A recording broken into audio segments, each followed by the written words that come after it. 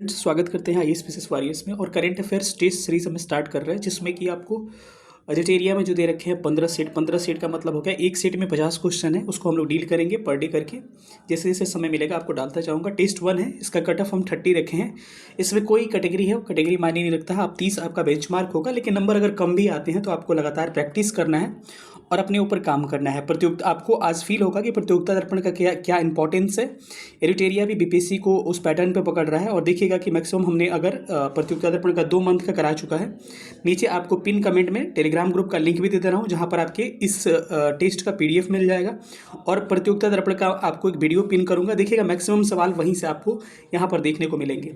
PDF से तो आपका काम हो जाएगा, लेकिन एक्सप्लेनेशन जो करेंगे वो आपके लिए बड़ा इंपॉर्टेंट होगा। तो चलिए हम लोग सेशन को स्टार्ट करते हैं और कमेंट करके आपको मार्क्स बताइएगा। कम मारे कोई दिक्कत नहीं है, उस पर हम लोग प्रैक्टिस करेंगे, काम करेंगे। अभी एग्जाम में टाइम है। चलिए सेशन को स्टार्ट करते हैं। जो लोग नए होंगे चैनल को सब्सक्राइब करके चैनल से जुड़ जाइएगा। पहला क्वेश्चन देखते हैं कि क्या है।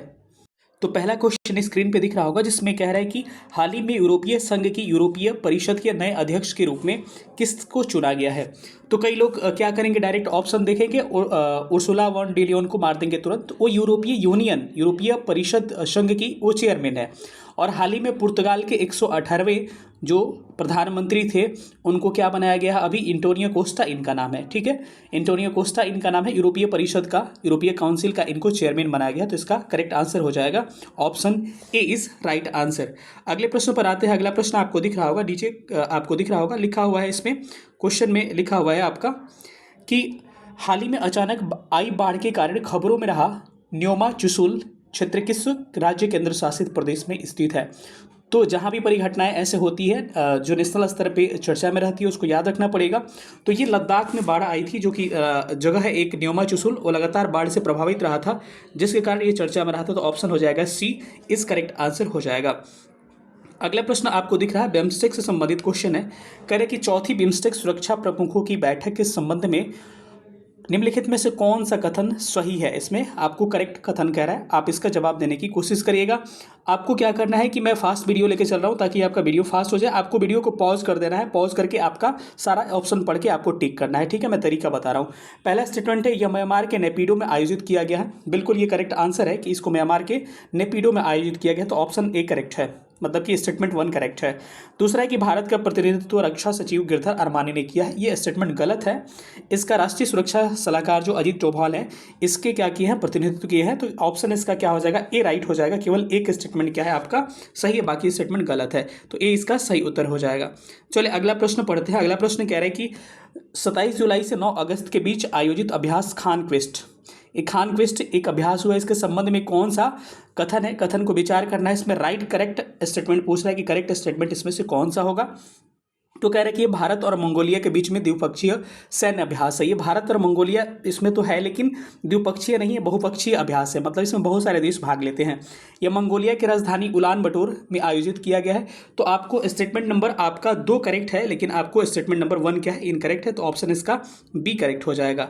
चलिए अगले सवाल पर आते हैं। अगला सवाल आपको दिख रहा होगा स्क्रीन पर। अगला क्वेश्चन कह रहा है कि हाल ही में कौन देश अपने संपूर्ण जीव जंतुओं की चेकलिस्ट तैयार करने वाला विश्व का पहला देश बन चुका है। तो आपको पता होना चाहिए वो देश कौन सा है। वो देश भारत है, जो कि अपने जीव जंतुओं की चेकलिस्ट तैयार कर रहा है। अगला क्वेश्चन नंबर 6 है, हाल ही में किस संगठन ने भारत की हरित हाइड्रोजन पहल का समर्थन करने के लिए $1.5 बिलियन ऋण को मंजूरी दी है।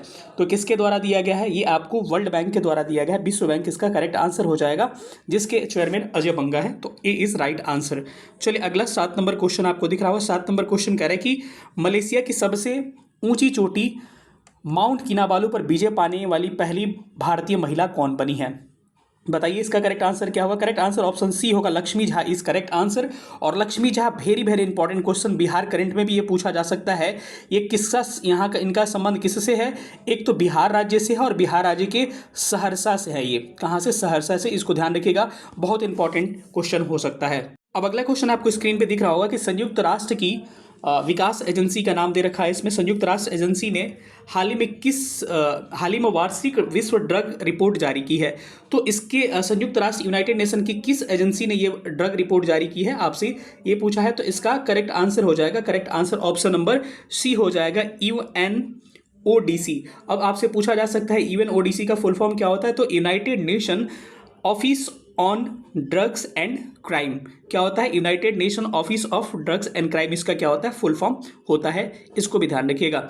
चलिए अगले सवाल पे आते हैं। ये राज्यपाल आपको हाल ही में लगभग राज्यपाल जो चेंज हुए हैं, सारे राज्यपालों का ये मिलान आपसे पूछा जा सकता है। तो इसका करेक्ट आंसर आपका क्या होने वाला है? इसका करेक्ट आंसर चलिए हम लोग फाइंड करते हैं। तो अभी इसका 9 नंबर क्वेश्चन का आंसर क्या हो जाएगा आपका? सबसे पहले आपको पता है तेलंगाना के राज्यपाल जो बने हैं, किनको बनाया गया है आपको? तेलंगाना के राज्यपाल इनको बनाया गया है आपके ये हो गए विष्णु देव वर्मा। विष्णु देव वर्मा को आपको तेलंगाना का राज्यपाल बनाया गया है। वहीं अगर अगला देखा जाए, अगला क्या हो जाएगा आपका? विष्णु देव वर्मा तेलंगाना के हो गए। सिक्किम के कौन हो जाएंगे? सिक्किम के ओम प्रकाश माथुर। ओम प्रकाश माथुर को सिक्किम का राज्यपाल बनाया गया है। उसके बाद से अगर झारखंड का देखा जाए तो झारखंड के राज्यपाल हाल में बने हैं आपके, उनका नाम है संतोष गंगवार। संतोष गंगवार जो केंद्रीय मंत्री हुआ करते थे, ये झारखंड के राज्यपाल बन चुके हैं। और वही छत्तीसगढ़ के राज्यपाल कौन बने हैं? छत्तीसगढ़ के राज्यपाल रमन डेका बन चुके हैं। तो इसका उस हिसाब से ए का 2, बी का 1, सी का इस हिसाब से ऑप्शन नंबर 9 का क्या हो जाएगा? 9 का ऑप्शन नंबर बी क्या होगा? बिल्कुल करेक्ट हो जाएगा। इसके अलावा कुछ राज्यों का राज्यपाल और बदले हैं जिनका नाम याद रखना है आपको। महाराष्ट्र के राज्यपाल कौन बने हैं? मैं ऐसे बोलते चल रहा हूं क्योंकि वीडियो लंबी हो जाएगी। महाराष्ट्र के राज्यपाल बने हैं सीपी राधाकृष्णन। ठीक है। इसके अलावा असम के राज्यपाल लक्ष्मण प्रसाद आचार्य बने हैं, जो कि मणिपुर के अतिरिक्त राज्यपाल का भी प्रभार उन्होंने संभाला है। राजस्थान के राज्यपाल कौन बने हैं? हरिभाऊ किशन राव बागड़े जो हैं राजस्थान के राज्यपाल बने हैं। हरिभाऊ किशन भाई बागड़े जो है आपके राजस्थान के राज्यपाल बने हैं। सिक्किम का हमने देख लिया था। मेघालय के राज्यपाल कौन बने हैं? चंद्रशेखरन एच विजय शेखरन जो हैं ये आपके कहाँ के बने हैं? मेघालय के राज्यपाल। वहीं पंजाब के गुलाब चंद्र कटारिया बने हैं। और चंडीगढ़ के प्रशासक भी कौन बने हैं? गुलाब चंद्र कटारिया। वैसे ही पुदुचेरी जो केंद्र शासित प्रदेश है, इसके जो प्रशासक बने हैं वो कौन बने हैं? के कैलाश नाथन बने हैं। तो इससे ऑप्शन नंबर यहाँ बी करेक्ट हो जाएगा। चलिए अगले सवाल 10 पे हम लोग चलते हैं। 10वां क्वेश्चन क्या कह रहा है? चीटिंग नहीं करना आपको। भारत मंगोलिया संयुक्त सैन्य अभ्यास नोमैडिक एलिफेंट का 16वां संस्करण आयोजित किया गया। कहाँ किया गया इसका आयोजन? मेघालय के उमरोई में। आपको मैक्सिमम वही ऑप्शन होता है, मेघालय का उमरोई होगा या आपको भारत का उत्तराखंड का पिथौरागढ़ होगा। तो ऐसे प्रश्नों में ऐसे ऑप्शन को आप गेस कर सकते हैं। आपको दूसरे देश में जब होगा तो इसका आपसे नहीं पूछा जाता है। 11 नंबर क्वेश्चन है कि जुलाई 2020 में आइडियाज फॉर लाइफ पहल किसने शुरू किया है? तो आइडियाज फॉर लाइफ पहल किसके द्वारा शुरू किया गया है? केंद्रीय पर्यावरण एवं जलवायु परिवर्तन मंत्री जो है भूपेंद्र यादव, इनके द्वारा स्टार्ट किया गया है। चलिए अगले सवाल पर चलते हैं। सवाल नंबर आपकी 12 नंबर क्या कह रहा है? पढ़िएगा। भारतीय अंतरिक्ष अनुसंधान संगठन इसरो का दूसरा स्पेस पोर्ट जो है कहाँ स्टार्ट किया गया है? Very very important question. इसका स्टार्टिंग तमिलनाडु में किया गया है। और तमिलनाडु के कहाँ पे?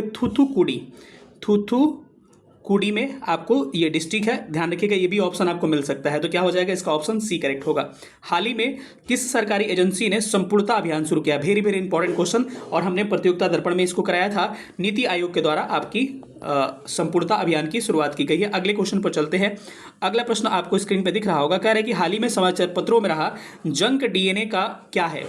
तो ये जंक डीएनए क्या है? एक तरह का डीएनए के गैर कोडिंग क्षेत्र है। तो ऑप्शन क्या होगा? इसका बी करेक्ट हो जाएगा।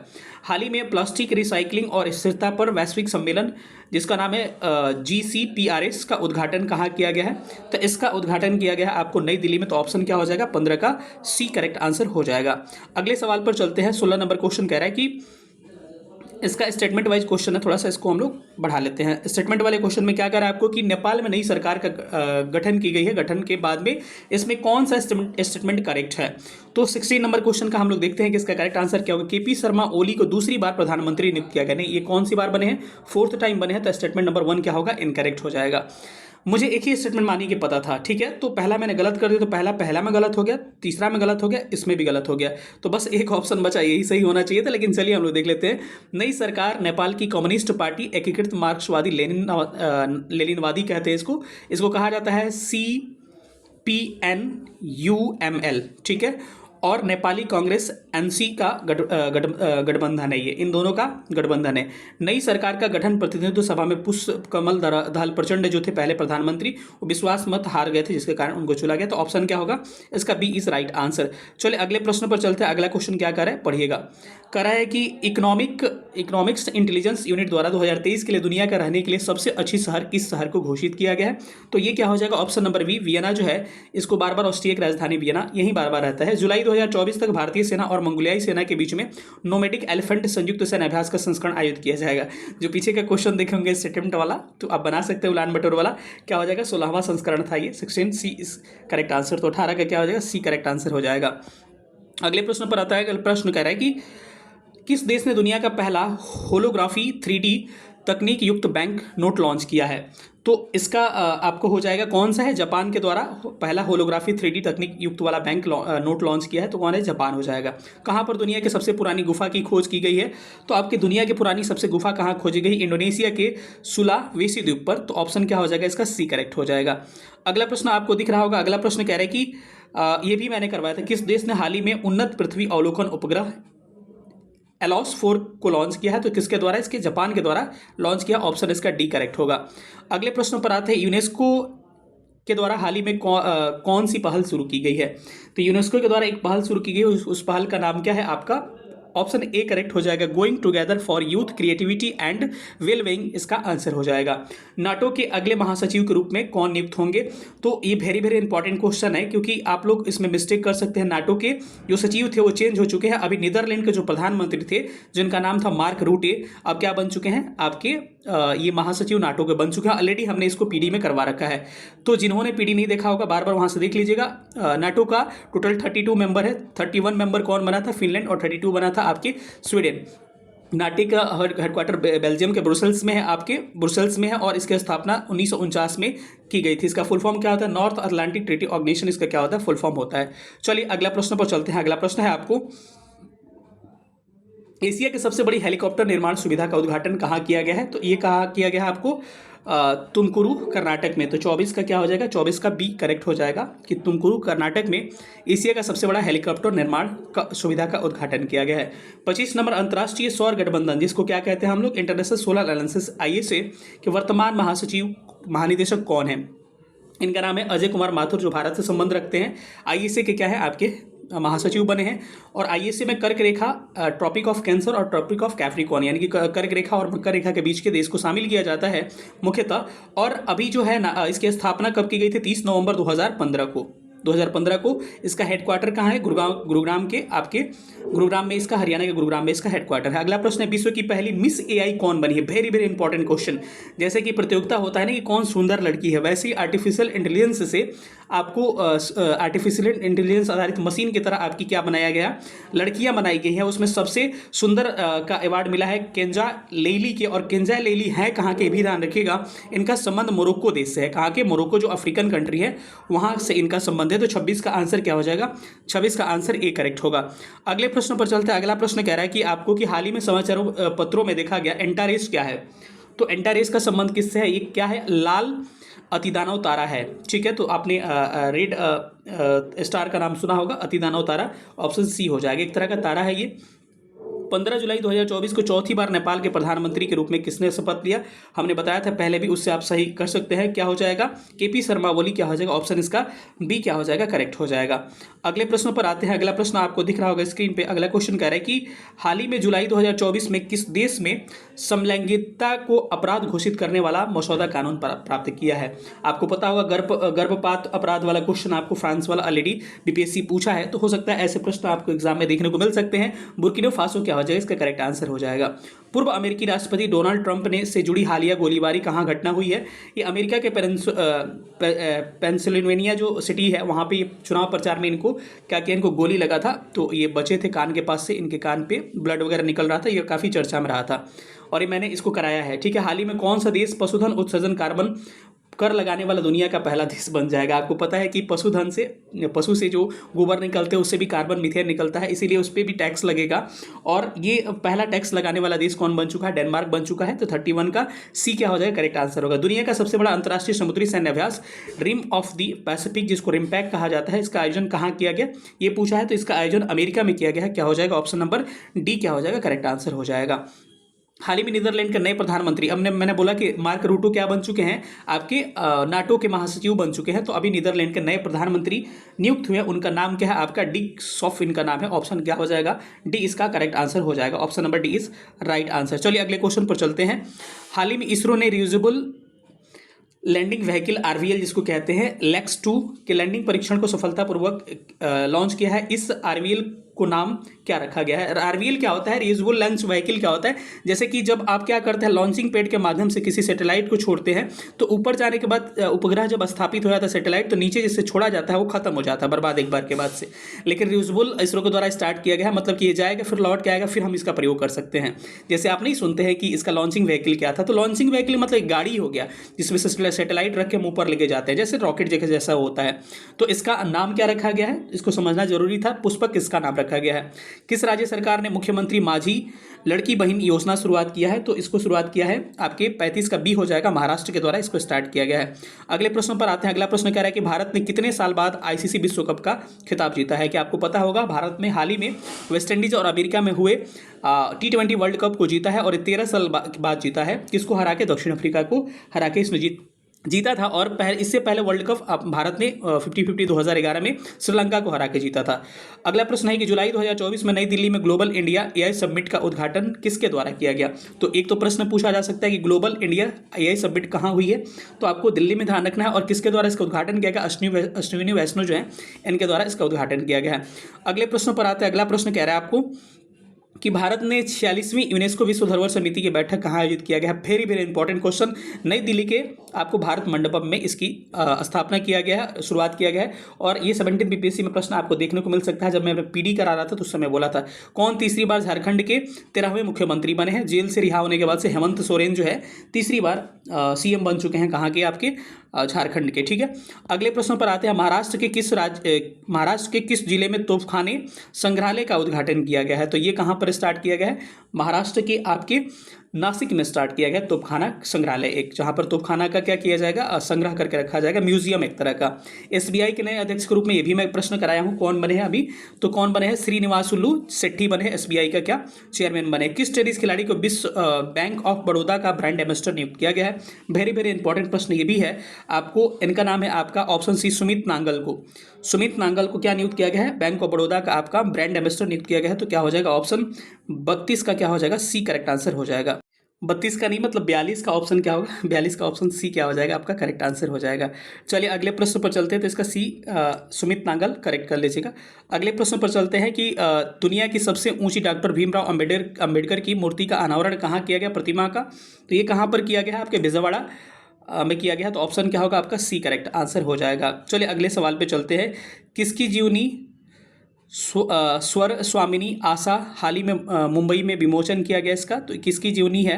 तो इसको ध्यान रखिएगा, ये जीवनी है आपकी आशा भोसले की जीवनी है।